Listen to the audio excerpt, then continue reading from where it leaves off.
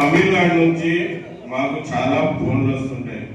ఇండియాలో భారతదేశంలో first help line చేసింది మేమని గర్వంగా చెప్పుకుంటాం. తమిళనాడు నుంచి ఫోన్లు ఎక్కువ వస్తుంటాయి. తమిళనాడు వాళ్ళకి ఏదైనా నాకు వాళ్ళకి లాంగ్వేజ్ ప్రాబ్లం ఉంటే ధర్మయ్యని కాన్ఫరెన్స్ తీసుకొని మాట్లాడి సమస్యని సాల్వ్ చేస్తుంటాం.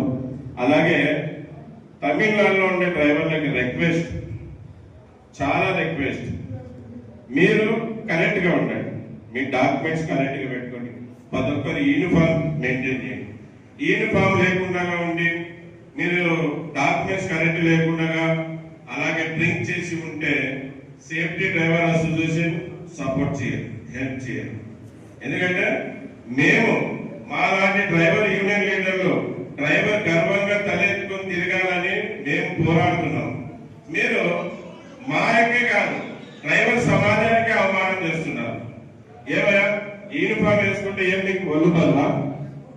యూనిఫామ్ ఎవరికి వేసుకుంటే మీకు యూనిఫామ్ వేసుకుంటే ఒళ్ళు బల్వా? యూనిఫామ్ వేసుకోవాలి ఖచ్చితంగా. మనం ప్రభుత్వాన్ని ఎలాగైతే ప్రశ్నిస్తున్నామో అధికారులు మనల్ని ప్రశ్నించకూడదు.